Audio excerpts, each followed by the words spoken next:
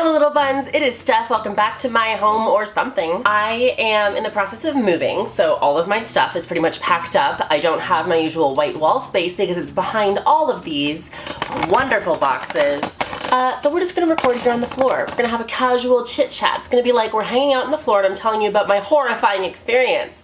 Fun. I have done a video about this before. I will put a card up here and also a link in the description box to my last sleep paralysis video. But I want to start out with a very brief explanation of what sleep paralysis is and you know, the general gist of things. So sleep paralysis in its most common form is you wake up, you are seeing the real world, but there's like dreams overlapping into it. So it sounds very fantastical, but this is a thing people experience all the time. The most common experience people tend to have is they see like a black figure maybe standing over them or standing at the foot of their bed, and it's not, I'm not suggesting that this is a paranormal thing. I mean, it very well could be, we don't know, but it's pretty much explained as your dream is overlapping with what you see in real life. And you know, your eyes are open and you're present, but your body is still asleep, so you can't move. And that's why it's generally been viewed as something paranormal or very demonic or evil or scary.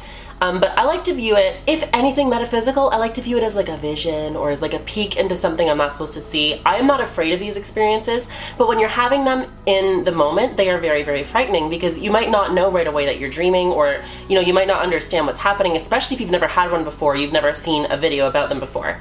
So my experience this time was very different from my usual. Usually I do see like a shadow person, or you know, I hear something loud, but this time was very different and it was really interesting. And in the moment I was really confused and scared that the world was ending because, let me explain this to you. I was laying in bed, I was asleep. The night before I was somewhat inebriated and I passed out. I wasn't like super wasted, like I didn't pass out from being wasted, I just fell asleep because I was exhausted and my body was like not perfect condition or whatever. So I fell asleep on top of my bed, on top of my covers and everything, and I slept for like 3 hours until I realized that I was playing Beyonce's cover of Sex on Fire on a loop for 4 hours while I was sleeping. So I got up, turned it off, went to bed properly that time. And I woke up. It was a restless night. I think my body was exhausted because I still haven't found a place to live, and it's hard as a content creator to prove your income. Like, people don't, especially in Canada, maybe in LA it's easier, but here in Canada people don't expect you to be reliable if you don't have a salary. And that's kind of annoying, and it makes it harder to find a place. I'm sure I'll find one, but basically I'm stressed and my body's stressed and I'm not getting enough sleep and I'm not eating well and all this stuff is happening to my body. And I usually experience sleep paralysis most often when I'm in a place like that, like when my body is stressed out, right? I don't know what time it was when I woke, but did I wake? Ooh. I sat up in bed and everything felt so, there was like an odd, weird, eerie feeling. And I was like, huh, what an odd feeling, right? I look over to like this way, which is towards my window, and the blinds are shut, which is bizarre because I usually don't shut my blinds. And I can see out of my balcony door, it's all white.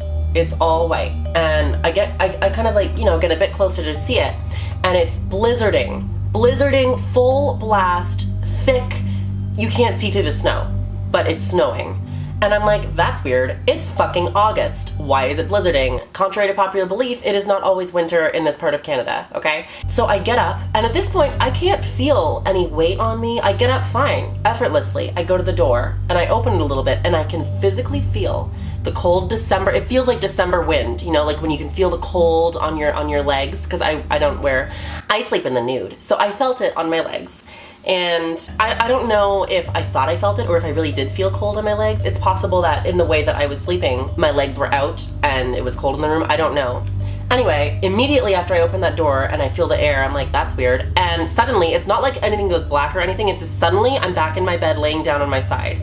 Like, I just see the same thing that I did when I started. And then this time when I try to get up, it feels like there's a weight on my body. Like I can't move, right? So I think what happened, my theory on this is that for the first part, when I first looked out the window, I was still 100% dreaming. And then for this next part where I feel the weight is when I started to wake up. So in my dream, I was seeing my apartment, right? But this time, now, it's like, it's just so much more, it's so confusing. So this time I feel the weight, so I think at this point I'm awake, but my body's still asleep, right? I don't think of this in the moment, but in hindsight. So I'm laying there, I try to get up, and I can still see the blizzard outside. I'm like, what the fuck just happened? How'd I end up back here? So I try to get up, and it's so hard. It feels like I'm trying to move through mud, or that somebody's trying to push me down as I'm getting up. It's so hard to get up. And I don't know if I was physically moving, or if this is me in my dream, trying to move my sleeping body, and I can feel the resistance because my body's asleep, but I'm trying to move it, and I'm seeing the dream, which is me getting up slowly. So I looked at the window, again a blizzard, and I tried to get up, I tried to sit up and get off the bed, and I ended up back on my side, like my eyes open again. It's kind of like those film trailers where the girl has to, she dies and she has to repeat the day over and over again until she finds out, what she did wrong or something. It felt like that, and I was like, what the fuck is going on? Am I having some kind of weird multi fucking dimension experience? Like, what's happening? Because it's very hard to think rationally in the moment about, am I experiencing sleep paralysis? Let me view my symptoms. Like, you don't think about it like that. So this happened over and over again. The same, I try to get up, it's hard, I wake up again, lying on my side. It's not like I even fell asleep again, it's just suddenly I'm back on my side. And I think what kept happening was I stopped seeing the dream, and I was seeing what I was seeing in real life, which was me laying on my side, and then I see the dream start again. You know what I mean? It's like it's constantly resetting, and I get to a certain point and my body's like, hey, you're awake. And then I see the real world, and then it goes back into the dream. And I think that's what was happening. It was a lot.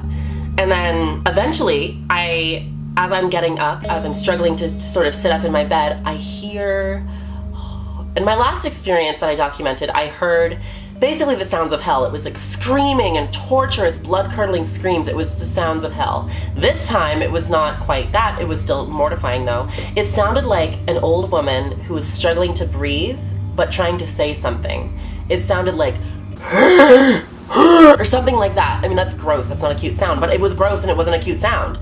It was disturbing, and that really scared me. So I immediately just kind of let the weight take me. Like, I just let myself fall into the bed because I was like, fuck that. Like, there's a fucking zombie in here or something. And I fell into the sheets, and in my mind, I pulled the sheets over my head so I couldn't see. And I closed my eyes, and I was like, oh my God, like, let this end. Slowly, this weird, at this point, I realized there's like a white noise, and I only noticed it because it's starting to fade out. This weird, like, humming, like a vibrating sound. Like, it's like, I didn't notice it because it was going on for like an hour while I was having this looping dream. The whole time there was like this vibrating, like, sound, and I didn't notice it.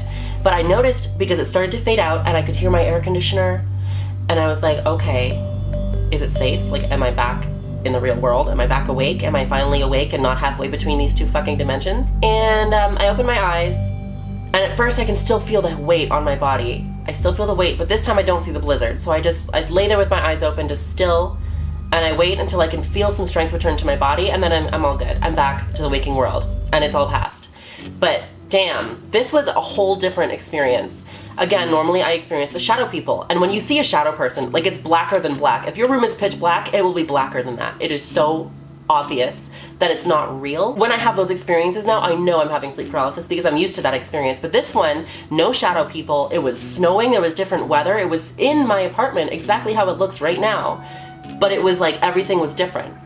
And that's why I feel like I think it was sleep paralysis because I was experiencing the heavy feeling, and there were things happening that couldn't possibly happen. It was obviously a dream, but it felt so real. Like, I could feel the cold, and I could see that it was so bizarre to me. And when I'm having experiences like this, sometimes, especially if I don't see a shadow person or I don't know that I'm having sleep paralysis, sometimes I'm like, oh my God, am I having a seizure? Because there's epilepsy in my family. I have never had a seizure, but like, you never know when it could possibly just appear in my life and suddenly I'm having to, I don't know. But then when it's over and I can sit down and think about it like this, I kind of think it's interesting.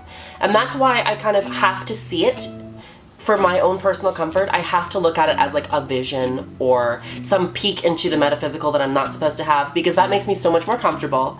When I think about this experience in hindsight, then my body is violently trying to scare the shit out of me while I'm sleeping. Because I don't think there's actually a confirmed understanding of why this occurs. I think it's generally assumed that it happens when your body is stressed and you're not sleeping properly and your brain, there's just like a little misfire, right? I think that's what people think, but I don't think it's actually been studied further than that. There could be other kind of, consequences or meanings to this in terms of like medical things that we're not aware of yet, but people have had these for forever. They've always had this. And that's kind of, I think, where a lot of the mythological stuff and the lore comes from for like ghosts and things, you know, haunting you and all that stuff.